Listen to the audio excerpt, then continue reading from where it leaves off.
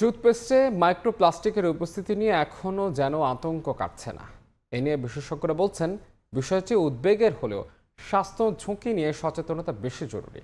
তবে ঝুঁকির মাত্রা নিয়ে আরও পরীক্ষা নিরীক্ষার পরামর্শ তাদের। আর বিএসটিআই বলছে আন্তর্জাতিক মানদণ্ড ও গবেষণার আলোকে নতুন করে টুথপেস্টের উপাদান ব্যবহারে মান নির্ধারণ করা হবে। অনুপ দত্তের ছবিতে আবু সাইদ নিশানের রিপোর্ট। দেশের বাজারে থাকা 34টি টুথপেস্টের মধ্যে 26টিতে মিলেছে মাইক্রোপ্লাস্টিকের উপস্থিতি।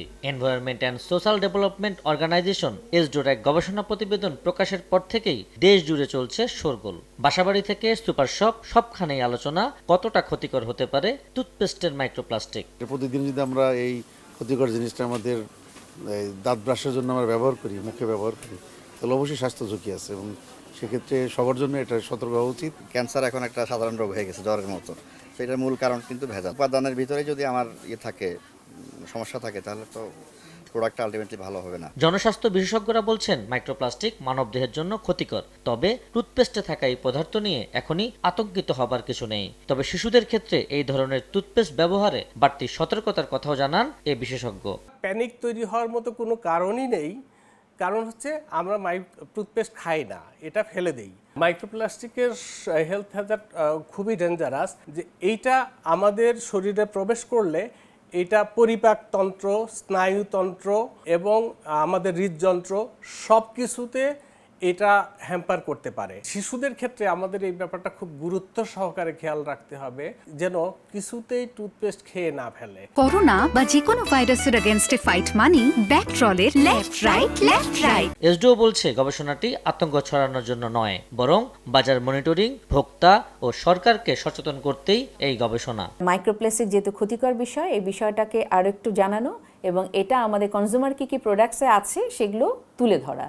কেন তুলে ধরতে চাচ্ছি? যারা প্রডিউস করছে তাদেরকেও সচেতন করা, যারা আমরা কনজিউমার ব্যবহার করছি আমাদের সচেতনতা বৃদ্ধি করা। ভোক্তার সচেতনতা তৈরি হলেই কিন্তু যারা উৎপাদক থাকে তারাও কিন্তু সচেতন হয়ে তখন একেবারে ইকো ফ্রেন্ডলি জিনিস তৈরিতে আগ্রহী হবে। জাহাঙ্গীরনগর বিশ্ববিদ্যালয় ল্যাবে দীর্ঘদিন পরীক্ষা নিরীক্ষার পর টুথপেস্টে মাইক্রোপ্লাস্টিক শনাক্ত হয়। গবেষক অধ্যাপক ডক্টর মোহাম্মদ মুস্তাফিজুর রহমান সময় সংবাদকে জানান, বৈজ্ঞানিকভাবে সক্ষম ল্যাবরেটরিতেই হয়েছে পরীক্ষা। 30-35টারও বেশি আর্টিকেল আমরা অলরেডি সায়েন্টিফিক ফোরামে পাবলিশ করেছি।